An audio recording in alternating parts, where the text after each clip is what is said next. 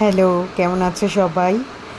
আমরা খুব ভালো আছি। আর সবথেকে বড় ব্যাপার, প্রথমেই আমি শুরু করব থ্যাংক ইউ বলে। থ্যাঙ্কস টু এভরিওয়ান, সবাই যারা ফেসবুকে, মেসেঞ্জারে, হোয়াটসঅ্যাপে ফোন করে আমাকে আমার ছোট বাচ্চা মানে রিমু বাচ্চার হ্যাপি বার্থডে জানিয়েছো। তো সবাই জানো, মোটামুটি যারা জানো না তাদের জন্যও বলি, রিমু আমার অ্যাডপ্টেড চাইল্ড।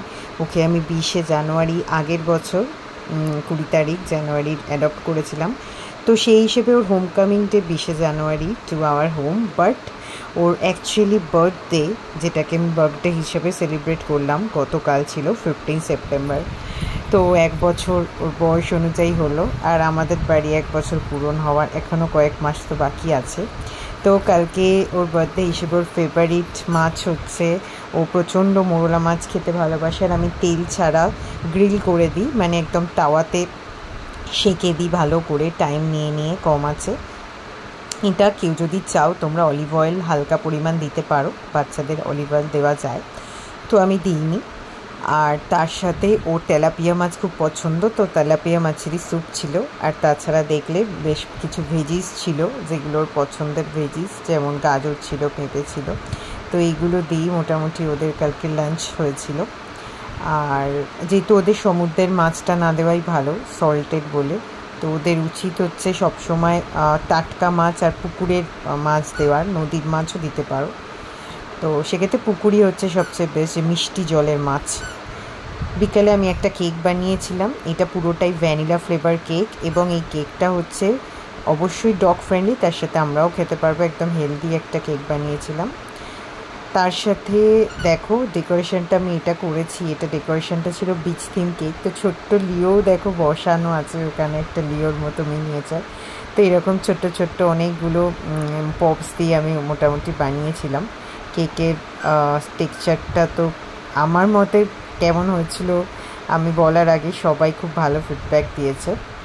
তো তারপরে চলো, বিকালে ছিল কেক কাটিং সেরিমনি। কালকে আমরা বিকালে কেক কাটিং করেছিলাম। প্রতীকের এক বন্ধু এসেছিলো গেস্ট হিসেবে, আমার ভাইয়ের এক বন্ধু এসেছিলো নয়না, আরও আমাদেরও স্কুলের জুনিয়র। আর তার সাথে মা ছিল, প্রতীকার ভাই, ওরা ক্যামেরার পেছনেই ম্যাক্সিমাম টাইমটা ছিল। তো ভাইয়ের একটাও ফটো নেই, যেহেতু সব ছবি প্রায় ও তুলেছিল, আর ভিডিওগুলো আমার বর প্রতীক করছিল। আর লিওকে দেখো, লিও রিমু দুজনকে নিয়ে কেক কাটিংটা হলো। তো মোটামুটি খুব মজা করেই কেক কাটিংটা হয়েছে। আর যা হয়, বাচ্চাদেরকে নিয়ে একটুখানি সবার হেল্প লেগেছিল ধরে। আর রিমোট তো এটা ফার্স্ট এক্সপিরিয়েন্স ছিল।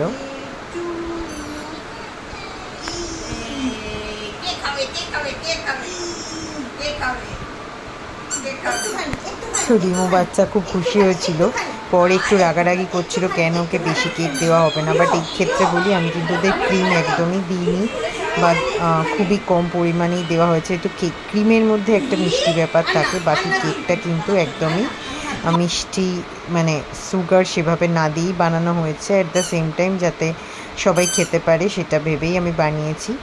যেহেতু তোমরা অনেকেই জানো আমি হচ্ছে প্রফেশনাল বেকার, কারণ কি আমি প্রফেশনালি বেকিং শিখেছিলাম। তো তারপরে সেটা প্যাশনে নিয়েছি, আমি প্যাশনেটলি কেক বানাই। আর এগলেস কেক বানাই, মানে একদমই তোমার ভেজ কেক, যেটা সবাই খেতে পারে। তারপরে কিছু ফটো সেশন করলাম, ওদেরকে বসিয়ে কিছু ফটো সেশন করার চেষ্টা করলাম, সবার সাথে টুকটাক করে চেষ্টা করলাম। তারপরে আমরা বাড়িতে সবাই মিলে একটা গেট টুগেদার ডিনার করেছিলাম, অর্ডার করে নিয়েছিলাম, রান্নাবান্না করিনি। তবে হ্যাঁ, বাচ্চাদের রান্নাটা দেখতে পাচ্ছ, রাত্রিরে কিন্তু ওদের ছিল চিকেন থাই পিস, এবং দুজনে খুব মজা করে খেয়েছে। কালকে আমি ওদের হাড় সমেতই দিয়েছি, থাই পিসই দিয়েছি। ওরা যেটুকু হাড় খেতে পেরেছে, বাকিটা আমি ওদের খাওয়ার পর ফেলে দিয়েছি। বাট ওরা খুব মজা করে খেয়েছিল। আর স্যুপ ছিল, তার সাথে ওদের ফেভারিট ভেজিস ছিল।